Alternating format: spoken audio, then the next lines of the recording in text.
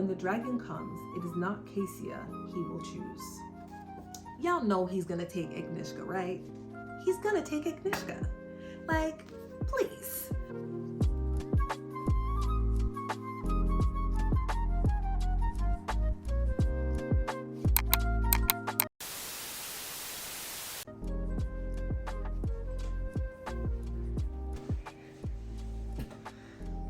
Hello, and welcome back. Or welcome if you've never been here before. So as you can see by the title, we have a huge book haul. So I'm super excited to get into it. I have broken each, I've categorized each book into their designated genres. So I have a few here. So I have thrillers, I have a few romance picks, I have some literary fiction, horror, who am I? I have historical fiction as well, and science fiction and fantasy. I was like, how could I forget? So yeah, let's just jump right into it. I do not want this video to be too long. Stop lying. But I should preface, I'm not gonna read the synopsis for every single book, especially books that are already talked about to death in the booktube space. I know that I'm new here, but I don't want this video to be overly lengthy, you know? So yeah. Okay, so we're gonna start off with literary fiction, just to kind of like speed through it. I only have 2 books within this genre. And for the first one, we have An Emotion of Great Delight by Tahari Mafi. I picked this up at the bookstore in the bargain section.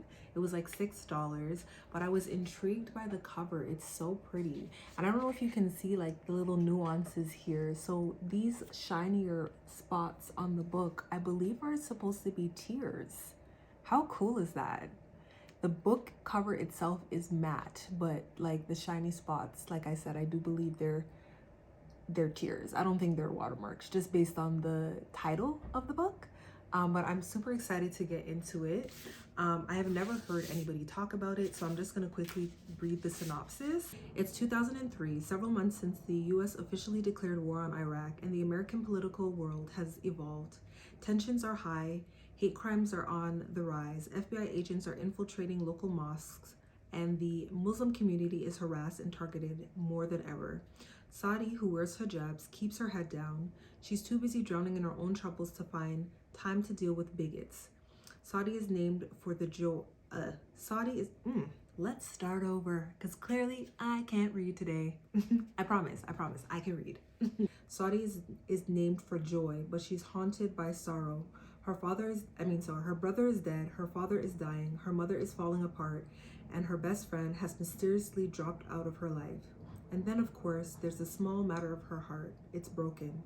Saudi tries to navigate her crumbling world by soldiering through, saying nothing. She devours her own pain each day, retreating further and further inside herself until finally, one day, everything changes. She explodes. An Emotion of Great Delight is a searing look into the world of a single Muslim family in the wake of 9/11. It's about a child of immigrants forging a blurring identity, falling in love, and finding hope in the midst of a modern war.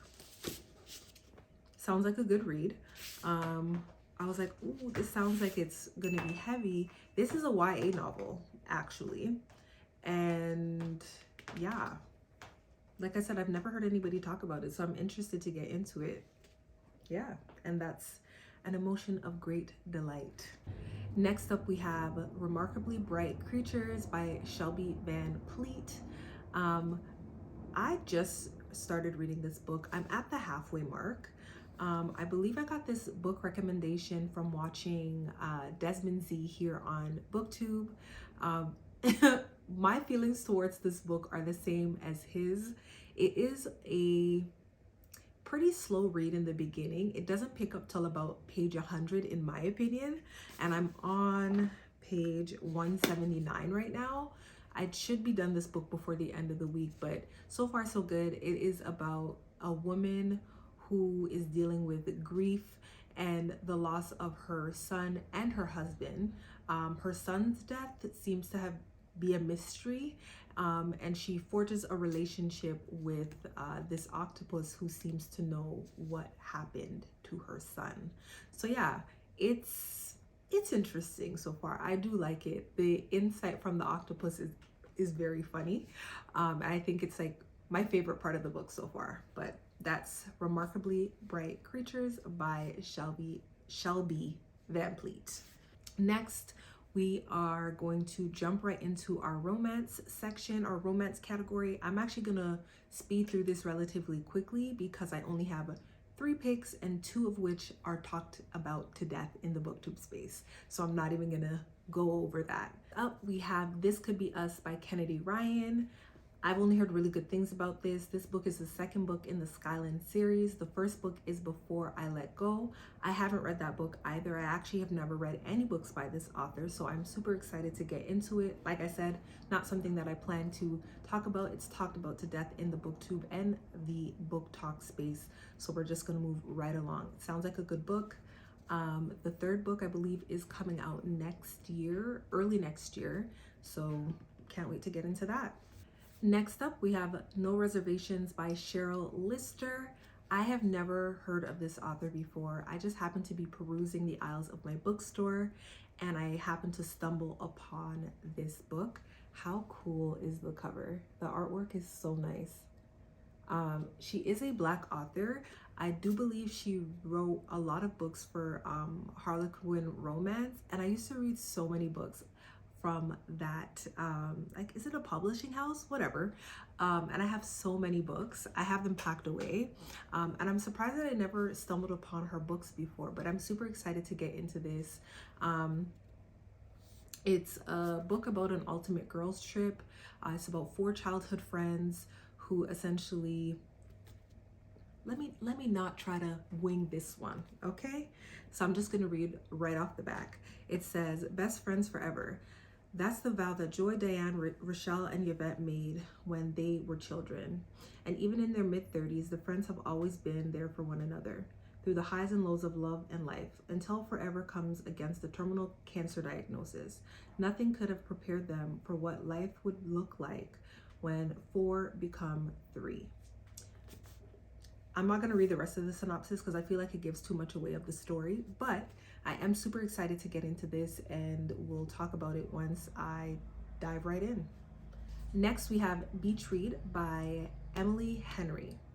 Okay, so I have a few Emily Henry books. I have only read one, and that would be People We Meet on Vacation. I thought it was such a cute book. I know that this is another book that people talk to death here on BookTube. So what I'll do is I'm just gonna show you the cover because this is the a limited edition cover. I don't have the original edition of this, but I thought it was really pretty. Look at the edges, how cute. And then the inside of the book, really pretty. I'm just like, whoever did design this really took their time with it. And then the cover, it says, I feel overwhelmed that you exist. And I'm assuming that's a quote from within the book. And then on the side, it says written by Emily Henry in gold, cursive, same writing as the front, but I thought it was really pretty and cool. Like the small nuances. But yeah, I can't get over this. It just looks like a sunset on the water. So pretty, like the watercolors. Anyway. Next. Okay, so next we have historical fiction. Historical fiction. Me. I'm reading historical fiction, even though I said that is one of the genres that I wasn't interested in. But I have to be honest. These books are the books that I'm most excited to read. Who am I? I not only have 1 historical fiction, not 2, but 3. So following my romance pickups, I have 2 historical romance books, both by the author Beverly Jenkins. I have Indigo and I have Vivid. Both are set in the 1980s, if I'm not mistaken. I mentioned in my previous video that Shelby and the book club would be reading Indigo by Beverly Jenkins as one of her October reads, and the synopsis sounded super interesting. So I'm going to read it here for you guys, and definitely I think it's worth the buy. I think it's worth the pickup. I think I'll probably read this right after Remarkably Bright Creatures by Shelby Van Pleet, because it sounds super, super, super good. Okay, so it says, as a child, Hester Wyatt escaped slavery, but now the dark-skinned beauty is a dedicated member of Michigan's Underground Railroad, offering other runaways a chance at the freedom she has learned to love. When one of her fellow conductors bring her an injured man to hide, Hester doesn't hesitate, even after she is told about the price on his head. The man in question is the great conductor known as the Black Daniel, a vital member of the North's Underground Railroad network. But Hester finds him so rude and arrogant, she begins to question her own vow to hide him. When the injured and beaten Galen Vachon, aka the Black Daniel, awakens in Hester's cellar, he is unprepared for the feisty young conductor providing him care. As a member of the wealthiest free Black families in New Orleans, Galen has turned his back on the lavish living that he is accustomed to in order to provide freedom to those enslaved in the South.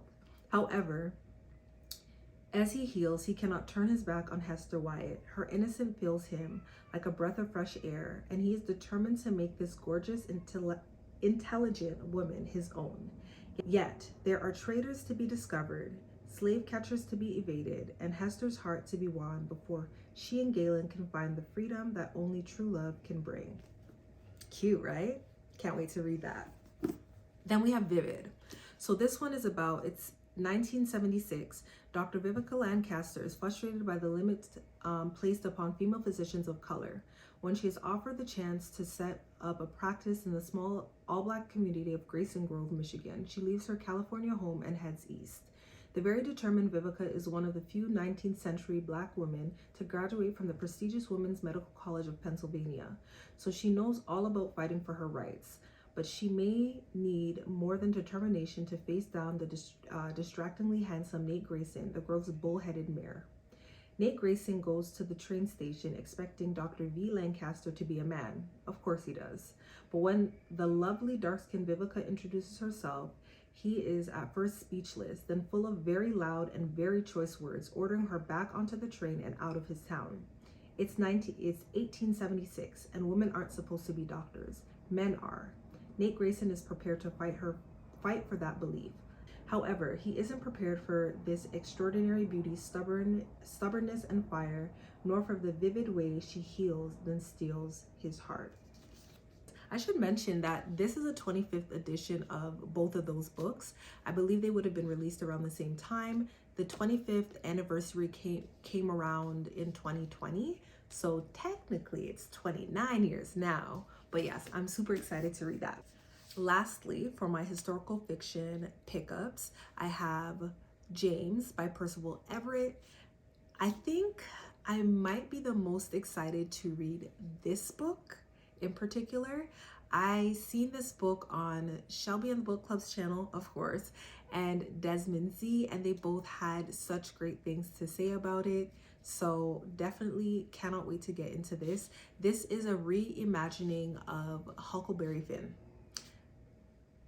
I've actually never read Huckleberry Finn, but one of my goals for 2025 is to get into some classics.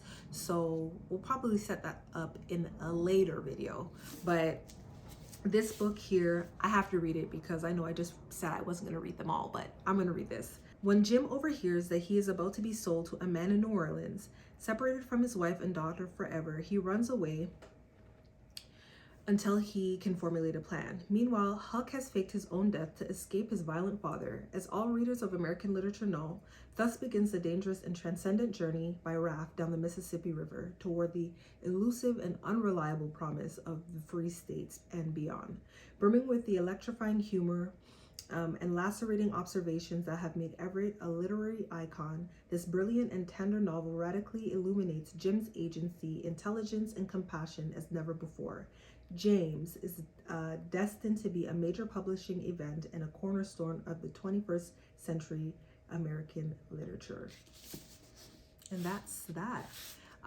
Can't wait to jump into this. I know that it's going to be such a good read. I believe it'll be a quick read too, because the spacing in the book, We love good spacing. Next up, we have my science fiction pickups. I have 3 books within this category. First up, we have Recursion by Blake Crouch. I've never read any books by this author, but I've only heard really great things about it. I've heard multiple people in the booktube space talk about it. Kenya from Lily Reads. I've seen Smitty recently talk about this book as well. I believe it is about a FBI agent and a scientist.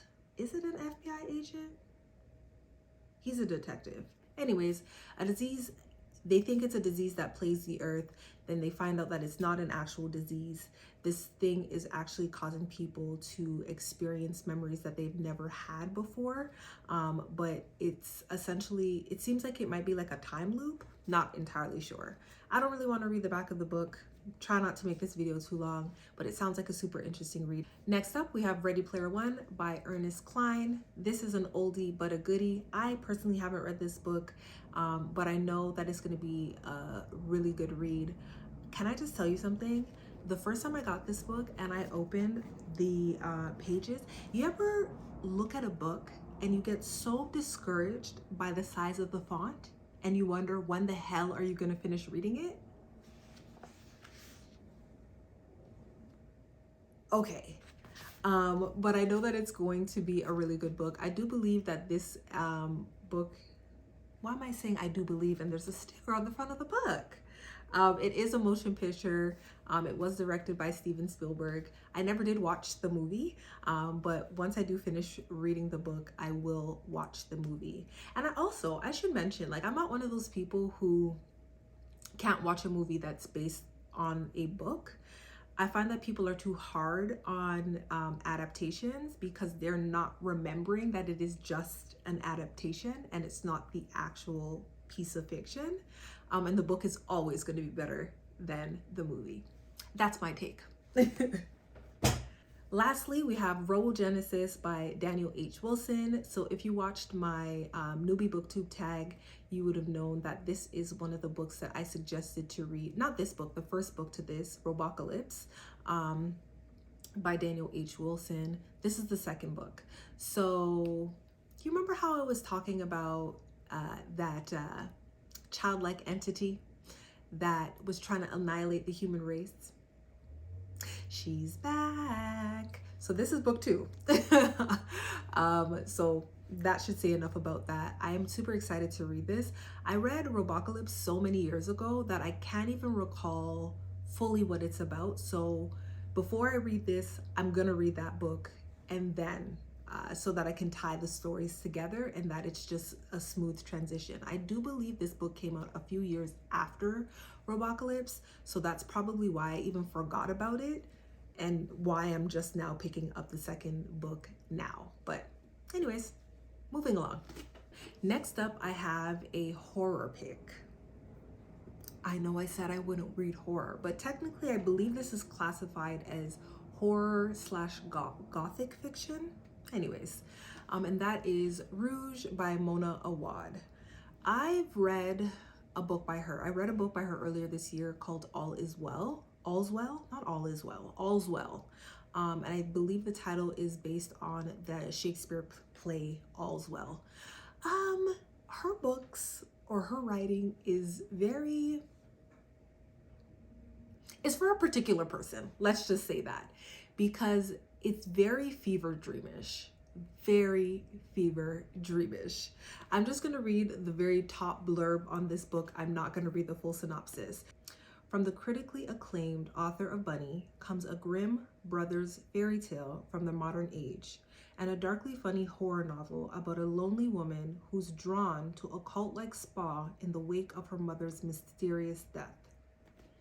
Sounds interesting enough to me. I am excited to read it, a little nervous. You never know with Mona. Miss Awad, what do you have going on? All of her books are strange.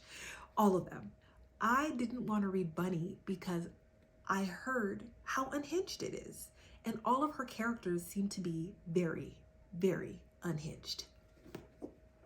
That wraps up my horror selection. I only have the one book. Next, we have thrillers. I have 4 books within this genre. And first up, we have Pines by Blake Crouch. Again, we have another Blake Crouch book. This I'm more excited to read than Recursion because it seems more up my alley. And this one is about a secret agent who gets trapped in a town that no one seems to be able to escape from. He's following 2 FBI agents who went missing there. And then he ends up having a tragic accident, getting stuck in this town. And now he's trying to unearth what happened, but he can't even remember anything. He doesn't have his identity. He doesn't have a briefcase. He doesn't have anything. So this sounds super, super interesting. I'll probably read this after I read my historical fiction picks. But yeah, that's Pines, and this is book 1 in the Wayward Pines trilogy. So there's 2 more books after this. They are already released. I haven't had the opportunity to read this one yet, but if this is any good, I definitely will pick up the other 2 books. Next, we have All the Sinners Bleed by S.A. Cosby.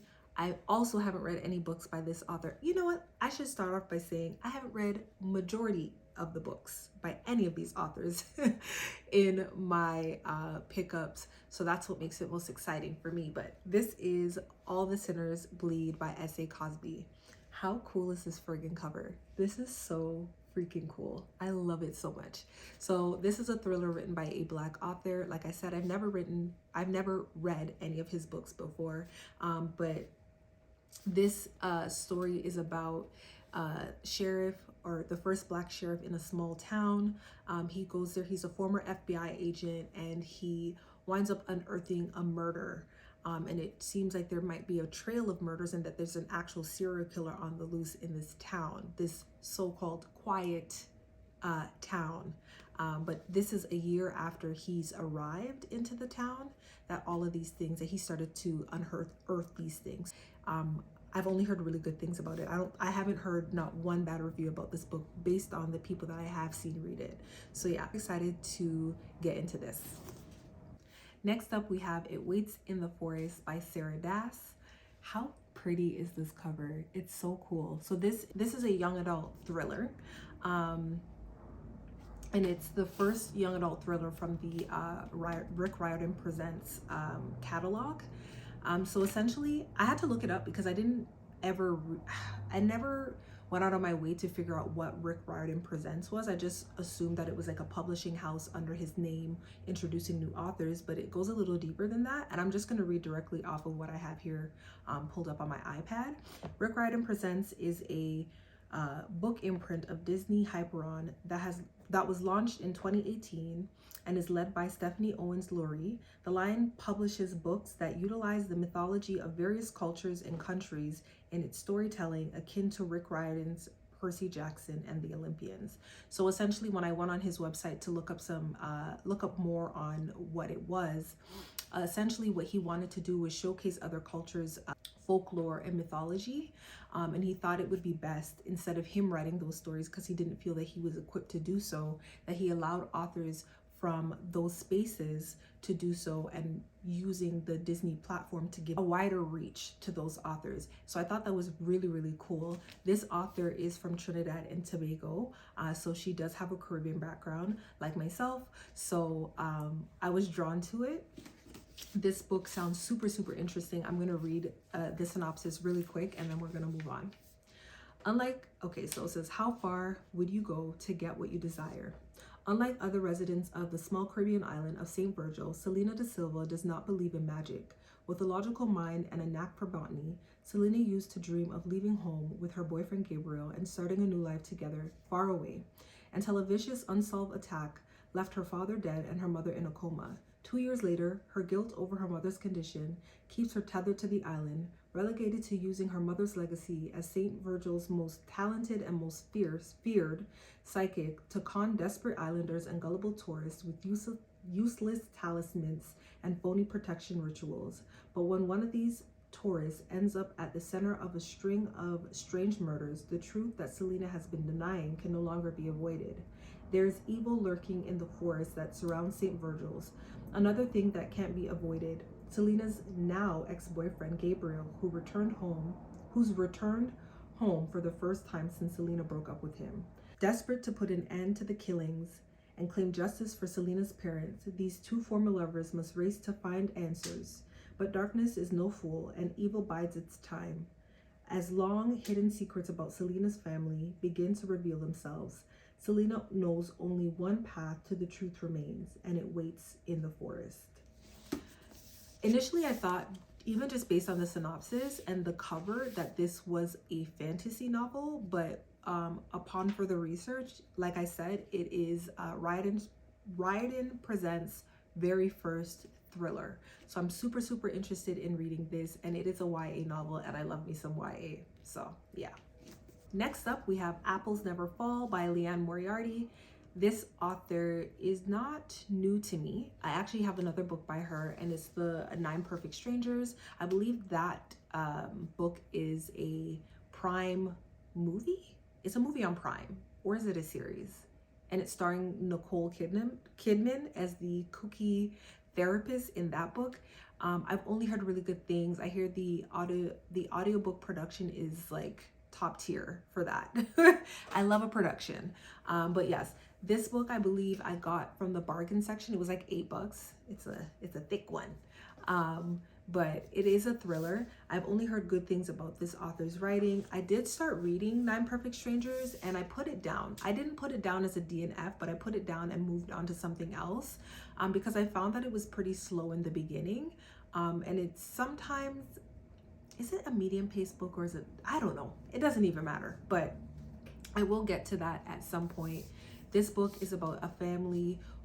They're, I guess, a family that everybody is envious of.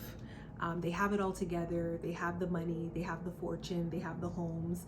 They're just the picturesque family. And in this book, the mother goes missing. And of course, the father is the very first suspect. The children are divided. They have 4 kids, 2 of which believe the father has done it, and 2 believe that the father hasn't done it. Not really quite sure where this is going to go, but I know that it's probably going to be a really good read.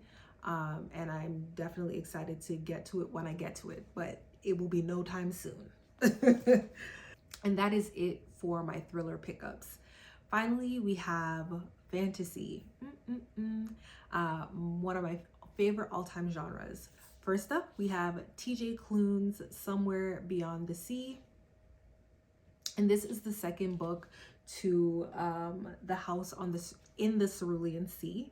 I read that book, I believe, a couple of years ago. I actually happened to stumble upon it on an audiobook platform, and I just loved it. I loved it so much. That was the first book that I was ever introduced to by TJ Klune, and I thoroughly enjoyed it. This book follows Arthur Parnassus, so he is the lover of the main character in the first book.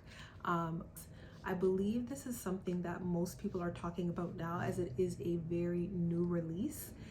If you are into like magical creatures, I would consider this, like the Mercy Thompson series, to be like urban fantasy, because it's more so present day, and not fantasy in the same regard as like,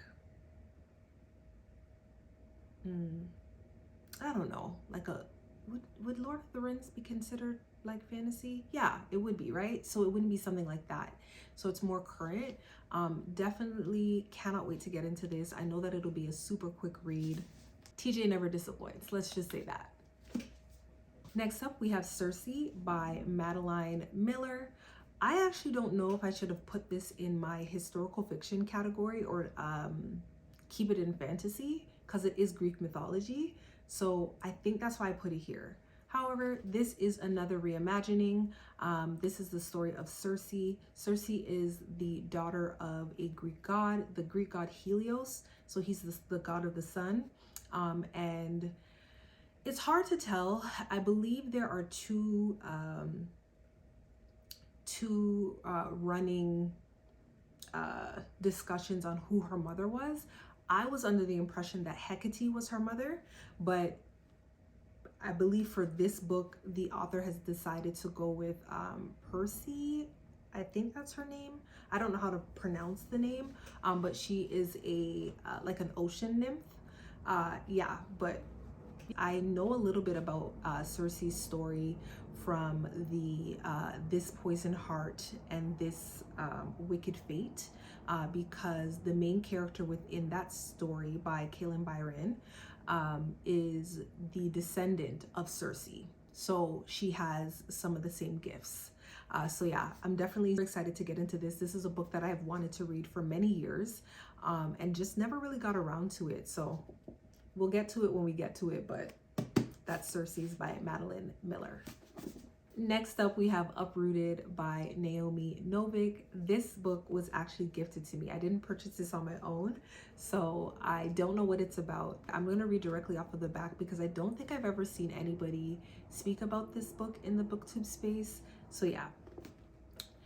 Agnieszka loves her valley home in a quiet village, but the corrupted wood stands on the border, full of malevolent power, and its shadow lies over her life.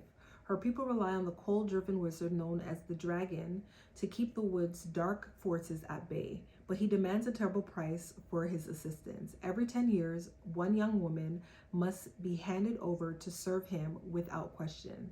The next choosing is fast approaching, and Agnieszka knows that the dragon will take Cassia, beautiful, graceful, brave Cassia, all the things Agnieszka isn't, and her dearest friend in the world. And there is no way to save her. But when the dragon comes, it is not Cassia he will choose. Y'all know he's gonna take Agnieszka, right? He's gonna take Agnieszka. Like, please. But super excited to get into this. I've never heard anything about this author, and I've never heard anything about this book, so it should be a fun read. I absolutely love how this book feels so, I don't want to say flimsy, but it's so flexible. Like, I have a love-hate relationship with hardcover and softcover books. I love trade paperback books. I don't necessarily love mass paperback, but I love trade paperback books. But this is so nice and flexible, and it's gonna make for a fun read. Next up, we have Sleep Like Death by Kailyn Byron. This book is a reimagining of Snow White. This is not her first dive into reimaginings. She also has another book called Cinderella is Dead, and that is the reimagining of the Cinderella story. And I believe she has another one for Jekyll and Hyde, and it's called My Dear Henry. I haven't read that. I haven't read either one of those books. I do have Cinderella is Dead, and I do plan to read it at some point in time, but I digress. So this is a reimagining of the Snow White story, and it goes a little something like this. Eve is ready to be the queen's sword, to be her vengeance. Princess Eve was raised with one purpose, to destroy the night. Far too many generations of Queensbridge have been terrorized by the evil sorcerer's trickery. Eve's own unique magic, the ability to conjure weapons from nature, make her a worthy adversary. As she approaches her 17th birthday, Eve is ready to battle. But her mother, Queen Regina, has been acting bizarrely, talking to a strange mirror alone every night. Then a young man claiming to be the night's messenger appears and shares a shocking truth about Eve's past. Unsure of who to trust, Eve must find the courage to do what she's always done, fight. But will it be enough to save her family and her queendom? So yeah, the cover's super cool. I love all of Kailyn Byron's artwork, and I'm curious to know if she uses the same illustrator. But it looks like she does. But yeah, Sleep Like Death. Next up, we have The Unmaking of June Farrow by Adrienne Young. This book, I believe I got the recommendation from Faith Reads Things here on YouTube. I have never heard of this author, and I've never read any of her books before, but the synopsis sounded super, super interesting. Faith said it was one of her favorite books of this year, so I thought it would be worth taking a dive into. So I'm just gonna read the synopsis because I don't want to butcher what this book is about. I have yet to read it, but yes, I'm excited. A woman risks everything to end her family's century-old curse, solve her mother's disappearance, and find love in this mesmerizing novel from the best-selling author of Spells for Forgetting.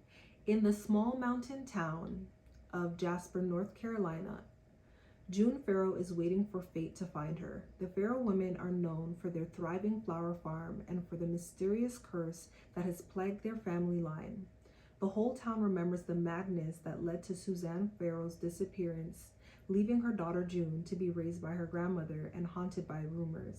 It's been a year since June started seeing and hearing things that aren't there. Faint wind chimes, a voice calling her name, and a mysterious door appearing out of nowhere.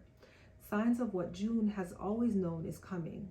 But June is determined to end the curse once and for all, even if she must sacrifice the hope of love and a family of her own. After her grandmother's death, June discovers a series of cryptic clues regarding her mother's disappearance, except these only lead to more questions. But could the door she once assumed was a hallucination be the answer that she's been searching for? The next time it appears, June realizes that she can touch it and walk through the threshold. And when she does, she embarks on a journey that will not only change both the past and the future, but also uncover the lingering mysteries of her small town and entangle her heart in an epic star-crossed love.